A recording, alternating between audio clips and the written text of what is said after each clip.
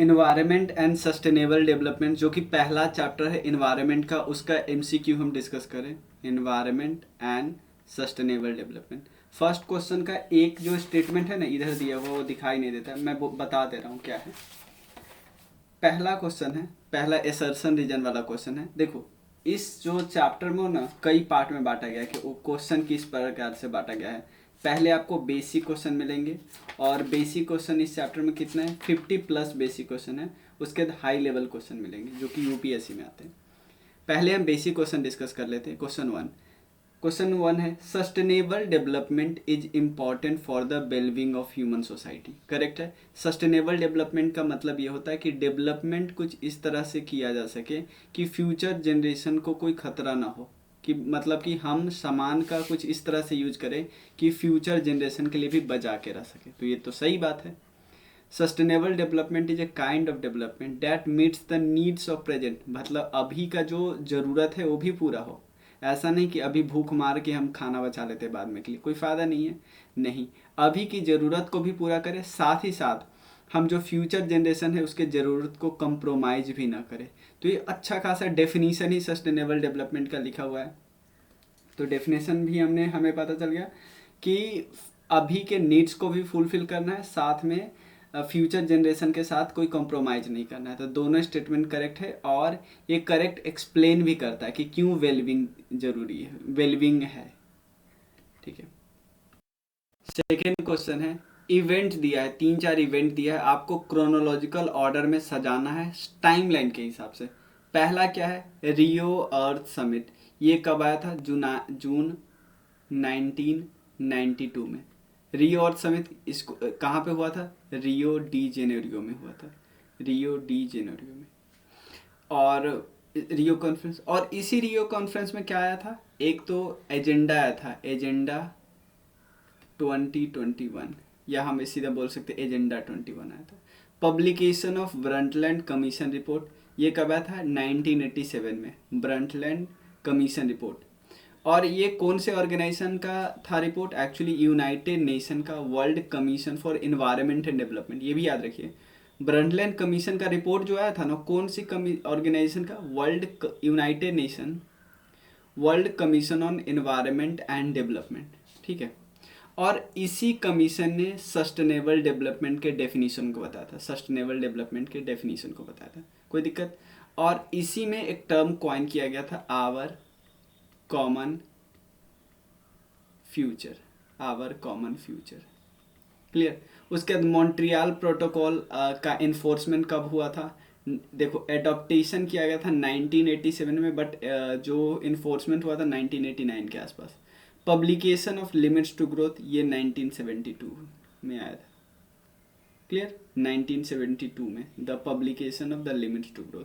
तो सबसे पहले हुआ 4, उसके बाद ब्रंटलैंड कमीशन 2, फिर 3, फिर 1, 4 2 3 1। ठीक है ना, तो ऑप्शन बी करेक्ट हो जाएगा। ब्रंटलैंड कमीशन में सस्टेनेबल डेवलपमेंट के बारे में बात किया गया था, उस रिपोर्ट का क्या नाम था, आगे क्वेश्चन यही पूछा हुआ है, our common future. Clear. Environment का मतलब क्या होता है, ऐसे क्वेश्चन में ना आपको ध्यान से सारे ऑप्शन पढ़ने, आपको खुद ब खुद पता चल जाएगा। The natural world of land, जिसको हम लिथोस्फीयर बोलते हैं, वाटर जिसको हाइड्रोस्फीयर बोलते हैं, एयर जिसको एटमॉस्फेयर बोलते हैं, प्लांट एंड एनिमल मतलब बायोटिक या ए बायोटिक रिसोर्सेस हो गए। द सम टोटल कंडीशन हुई surround human being at A given point of time, कि हमारे आसपास जो भी कंडीशन है, चाहे कोई बायोटिक हो या ए बायोटिक। थर्ड है the interacting system of physical, biological and cultural element which is interlink. तो ये तीनों के तीनों करेक्ट है, तो यानी all of the above answer हो जाएगा। क्लियर। एक वर्ड यहाँ पे देखिए, जो इन्वायरमेंट वर्ड है कहाँ से आया, फ्रेंच वर्ड इन्वायरन से आया, जिसका मतलब होता है इन सर्किल और सराउंड, इन सर्किल और सराउंड। क्वेश्चन है, 5th नंबर क्वेश्चन है, which of the following is not related to environmental protection. इसमें से कौन इन्वायरमेंटल प्रोटेक्शन से रिलेटेड नहीं है, यानी इन्वायरमेंट को बचाना है। आप देखिए, सस्टेनेबल डेवलपमेंट करोगे तो इन्वायरमेंट आपका बचेगा, नॉर्मल बात है। अब देखो, पेपर बैग का यूज अगर आप करोगे, पेपर बैग, तो इससे इन्वायरमेंट बचेगा, क्योंकि आप प्लास्टिक बैग को छोड़ रहे हो। क्लियर। प्लास्टिक बैग को छोड़ रहे हो। आपको पता है 1 जुलाई 2022 से प्लास्टिक का यूज बैन है इन इंडिया। एयर कंडीशनिंग, आप देखो एयर कंडीशन यूज करते हो तो आप उसमें पता ना क्लोरोफ्लोरोकार्बन ये सब यूज होता है, जो कि ओजोन लेयर को क्या करता है, डिप्लेक्ट करता है। ये जो सब्सटेंस जो इसमें यूज होता है वो कौन है, ओजोन लेयर डिप्लेक्टिंग सब्सटेंस है। तो ओजोन लेयर को हमको बचाना है ना, इसीलिए ना मॉन्ट्रियल प्रोटोकॉल आया था 1987 में। अभी एक रिपोर्ट 2014 में आया है, उसमें पता चला कि ये बहुत ही अच्छा एक प्रोटोकॉल आया जिससे ओजोन के परत जो पहले पतले हो रहे थे वो रिकवर हो रहे हैं। तो ये बहुत अच्छा है। लेकिन पोवर्टी एलिविएशन डायरेक्टली लिंक नहीं है, इनडायरेक्टली लिंक्ड है। ठीक है ना, कि पोवर्टी का अगर आप बचाने जाओगे पोवर्टी तो इससे इन्वायरमेंट पे पॉजिटिव इम्पैक्ट भी पड़ेगा, निगेटिव इम्पैक्ट भी पड़ेगा। लेकिन इन सब से क्या हो रहा था, इन सब के यूज करने पे सस्टेनेबल डेवलपमेंट यूज करोगे तो पॉजिटिव, और इस पे क्या रहेगा, एयर कंडीशनिंग यूज ना करोगे तो भी पॉजिटिव इम्पैक्ट, पेवर यूज तो भी पॉजिटिव इम्पैक्ट। ठीक है ना, तो इसका बट पॉवर्टी एलिविएशन का इनडायरेक्टली लिंक हो रहा है। ठीक है ना, तो इसलिए बी। कहीं कहीं पे आपको सी भी मिलेगा, बट आपको ध्यान देना है कि क्या पूछा जा रहा है। Environmental protection act was enacted इन 1986 में। ठीक है ना, वाइल्ड लाइफ प्रोटेक्शन एक्ट ये पूछा जा सकता है 1972 में, इन्वायरमेंट 1986 में, वाटर पूछा जा सकता है 1974 में, उसके बाद बायोडाइवर्सिटी पूछा जा सकता है 2002 में, और एक एयर एक्ट पूछा जा सकता है, यह है 1980 में। तो ये 4 5 6 7 जो एक्ट है वो आपको ध्यान रखना ही पड़ेगा। ठीक है ना, 1986 में आया था और ये पूरे इंडिया को एक्सटेंड करता है, पूरे इंडिया को। ये क्वेश्चन ऑलरेडी हमने एक ऑप्शन में डिस्कस कर लिया, तो देख रहे हो एक बारी को क्वेश्चन किसी न किसी बार ऑप्शन में पूछा सकता है। Environment in composite state of biotic factor, a biotic factor, physiographic factor, physio land से रिलेटेड है। ठीक है, तो ये तीनों होगा ना, तीनों के तीनों करेक्ट होगा, यानी ऑल ऑफ द अबव। आपसे पूछा जा सकता है इन्वायरमेंट को कई पार्ट में बांटा गया है, आप ध्यान से ही कर सकते थे इसके। एक देखो, एक क्वेश्चन के ऑप्शन में भी मैंने ये बताया था कि इन्वायरमेंट को 3 पार्ट में डिवाइड किया गया है, एक फिजिकल, बायोलॉजिकल और कल्चरल। ध्यान देना, जब भी हम फिजिकल की बात करते हैं तो लैंड पे जो भी होता है, यानी land form, water bodies, climate, soil, rock, mineral, कुछ भी। बायोलॉजिकल फैक्टर की बात करें तो प्लांट आ गया, एनिमल आ गया, माइक्रो ऑर्गेनिज्म आ गया, ये सब बायोलॉजिकल में है। कल्चरल फैक्टर की जब भी बात करेंगे ना तो कुछ भी, कोई भी चीज़ जो मैन मेड फीचर है, मैन मेड फीचर है, ये कल्चरल फीचर्स के अंदर आ जाएगा। तो ये तीनों पार्ट है, बट ऑपरेशनल इन्वायरमेंट इस कैटेगरी में नहीं आता, यानी ऑप्शन ए करेक्ट है। Sustainable development is a matter of intergenerational sensibility in respect of the use of. देखो, हम बात करते हैं ना कि हमारे अभी के नीड्स को फुलफिल होना चाहिए, मीट्स करें, साथ में हम फ्यूचर जनरेशन की बात करें तो हम किसकी बात करते हैं, क्या इंडस्ट्रियल रिसोर्स की बात करते हैं, मटेरियल या सोशल, नहीं, नेचुरल रिसोर्स की बात करते हैं, नेचुरल रिसोर्स की बात करते हैं। सस्टेनेबल डेवलपमेंट का जो डेफिनीशन आया था, एक मीटिंग हो रहा था, United nation conference on environment and development, और इस टर्म को दिया किसने था, United nation world commission on environment and development, world commission on environment development. इस देखो डेफिनीशन दिया था इसमें, और इस रिपोर्ट का पूरा पूरा रिपोर्ट का एक टाइटल था ना, रिपोर्ट का टाइटल था आवर कॉमन फ्यूचर। और एक चीज़ और याद रखना, जो ये रिपोर्ट आया था वो 1987 में आया था ना, आवर कॉमन फ्यूचर, उसमें सस्टेनेबल डेवलपमेंट की बात की गई थी। और 1992 में जो रियो समिट आया था ना, रियो समिट, इसमें भी सस्टेनेबल डेवलपमेंट के बाद डिस्कस किया गया। उसके बाद इसमें रियो एजेंडा भी बात की गई। रियो एजेंडा क्या था, एजेंडा 2021, एजेंडा 21, कि हम 21वीं शताब्दी में क्या करें कि सस्टेनेबल डेवलपमेंट पे फोकस हो जाए। इवन जब 2002 में जोहान्सबर्ग में समिट हुआ था, उस समय भी सस्टेनेबल डेवलपमेंट प्रोमिनेंट इशू था। उसके बाद आपको पता है 2015 में सस्टेनेबल डेवलपमेंट गोल डिसाइड हुआ, जिसको फुलफिल कब करना है, 2030 तक फुलफिल करना है, 30 तक। इसी के लिए एक इंडेक्स भी आती है जो निकालती है सस्टेनेबल डेवलपमेंट सॉल्यूशन नेटवर्क निकालती है। क्लियर। अगला क्वेश्चन पूछा है ब्लू कार्बन। देखो कार्बन के कई सारे टाइप है। अगर हम बात करें ग्रीन कार्बन की बात करेंगे तो अगर मान लो प्लांट वगैरह में, उसको जो प्लांट वगैरह में नहीं स्टोर है उसको हम ग्रीन कार्बन बोलते हैं। ओशन एंड कोस्टल इकोसिस्टम उसको हम ब्लू कार्बन बोलते हैं। इसको हम ब्लैक कार्बन बोलते हैं, ब्लैक कार्बन। तो इसलिए कार्बन के कई सारे टाइप है ना, उसको एक बार ध्यान रख लेना। अगला है, कौन से टारगेट में लिखा है, सस्टेनेबल डेवलपमेंट गोल के कौन से टारगेट में वाटर अवेलेबिलिटी फॉर ऑल की बातें कर गई है। देखो आप इसमें कंफ्यूजन हो जाओगे, दो ऑप्शन ऐसा मिलेगा, एक मिलेगा आपको लाइफ विलो वाटर जो कि 14वां है, एक है एक water clean water and sanitation से है, क्लीन वाटर एंड सैनिटेशन। तो आपको सीधा सीधा लगेगा कि यार यही तो बात करेगा, क्लीन वाटर पीने के लिए पानी है। लेकिन अगर आपसे पूछा जाए life water, life below water है, इसका मतलब वाटर के अंदर सी और मरीन रिसोर्स की बात कर रहे हैं। रिसोर्स यानी पानी के अंदर जो मछली होती है या और भी चीज़ें होती हैं उनकी बात करते हैं। SDG 8 किसकी बात करता है, decent work and economic growth. 9 किसकी बात करता है, इंडस्ट्री इनोवेशन एंड इंफ्रास्ट्रक्चर, आई। ठीक है। अगला टॉपिक क्वेश्चन है, rate of sustainable energy for all a initiative किसका है, यूनाइटेड नेशन का इनिशिएटिव है। तो ए करेक्ट रहना। दो, और ये इनिशिएटिव आया कब था, 2014 से 24 की बात कर रहे हैं। ठीक है।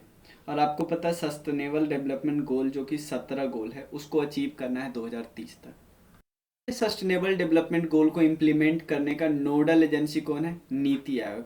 नीति आयोग, ठीक है ना। National institute of transforming India, ये 1 जनवरी 2015 को आया था। मेन इनके दो ऑफिसर का नाम याद रखना है, एक वाइस चेयरपर्सन और एक CEO, क्योंकि इसके चेयरपर्सन कौन होते हैं, प्राइम मिनिस्टर साहब। ये non statutory non constitutional body है, याद रखिएगा। डे सेलिब्रेट किया जाता है 5 जून को, वर्ल्ड एनवायरनमेंट डे सेलिब्रेट किया जाता है 5 जून को। किताब है silent spring, the book silent spring, publish किया गया था 1962 में।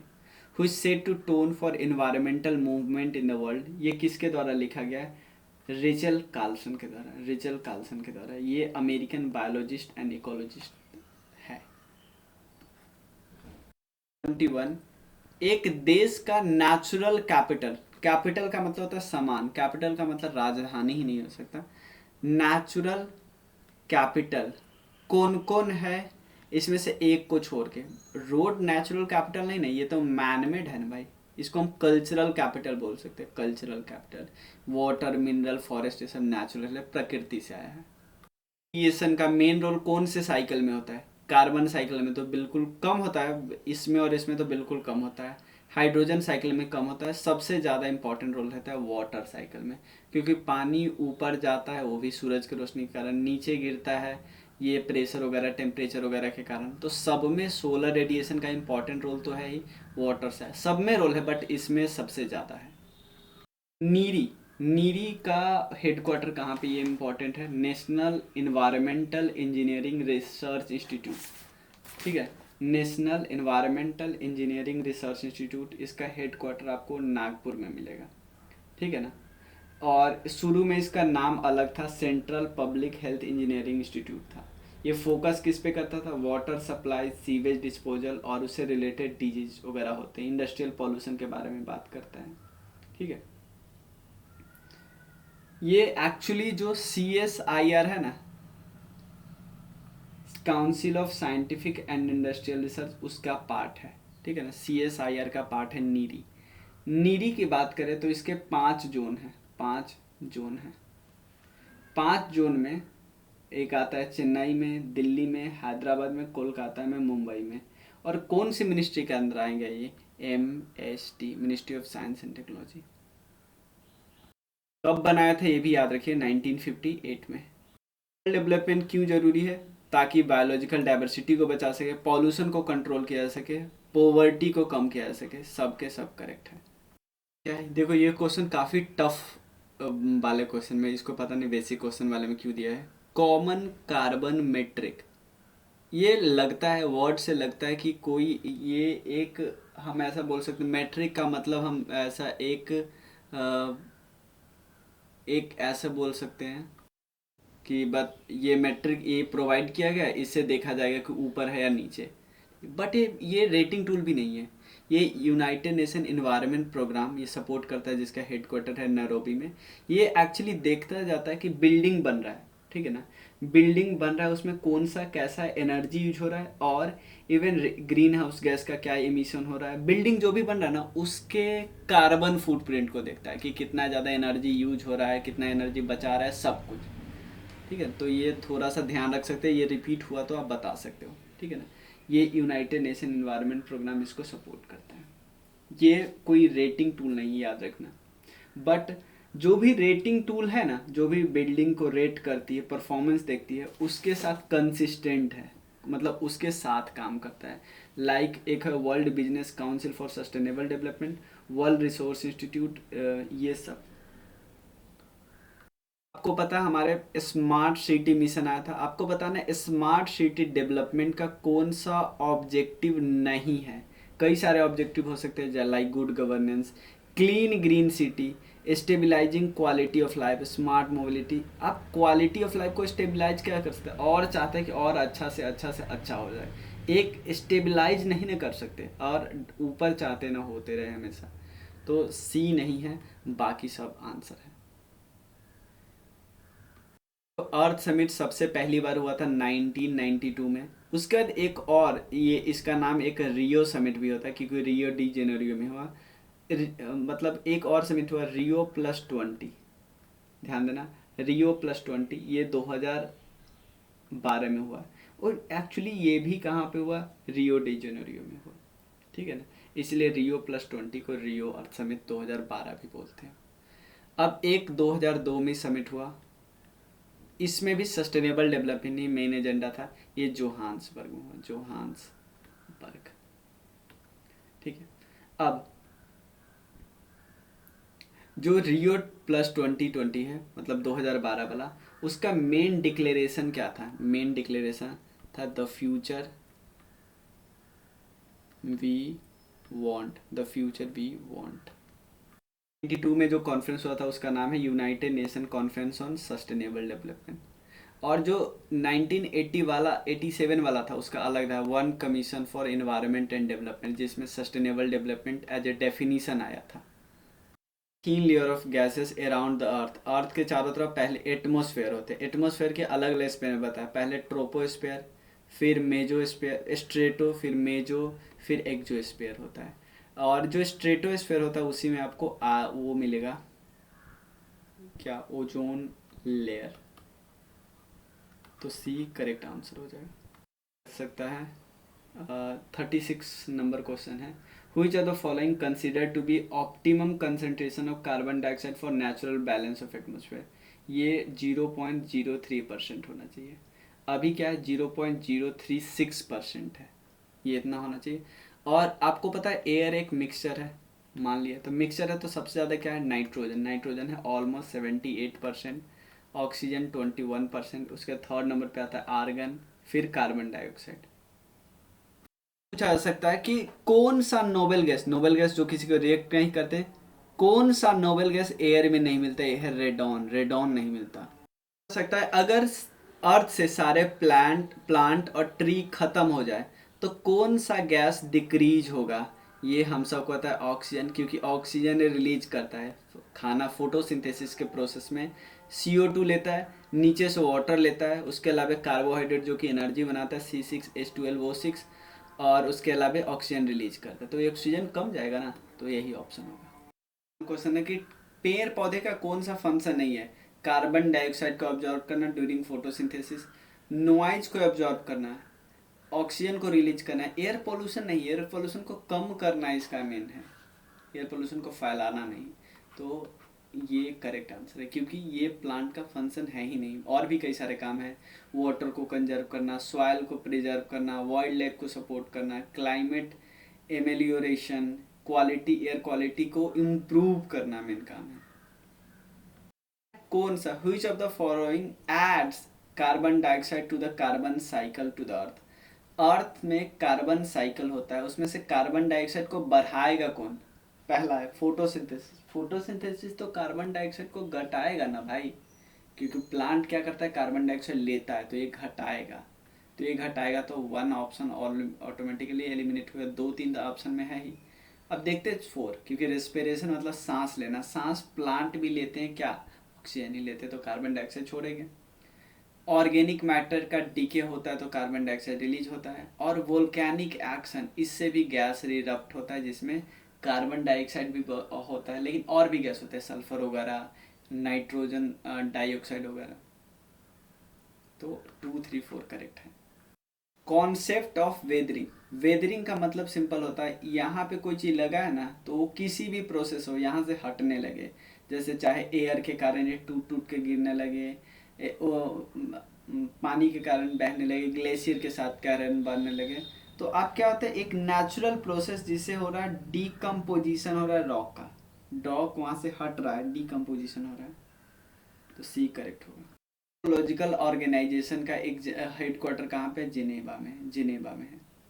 और इंडिया के अंदर अपना क्योंकि उसके इनलाइन इंडिया ने अपना मेट्रोलॉजिकल ऑर्गेनाइजेशन स्टैब्लिश किया है।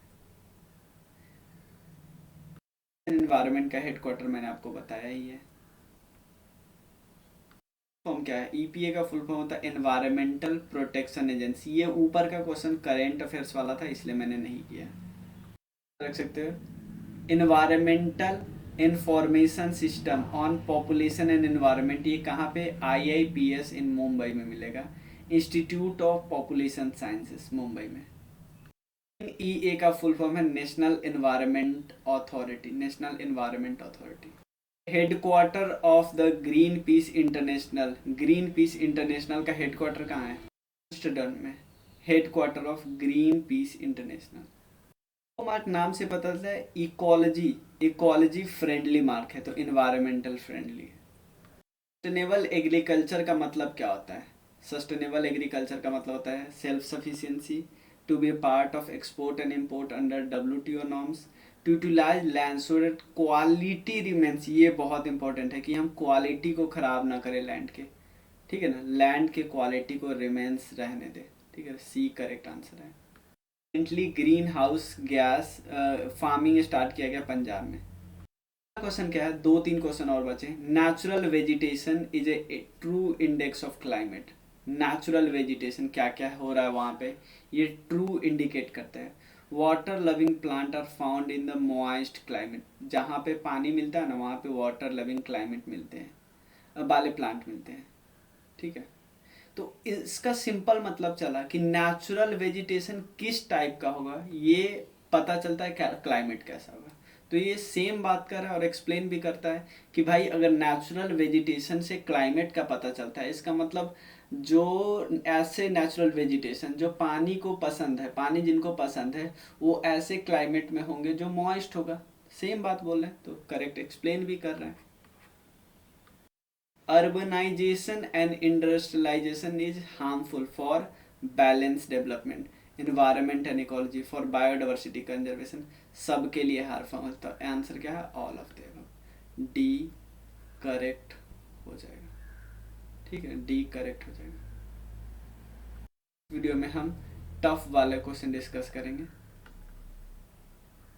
ठीक है, थैंक यू।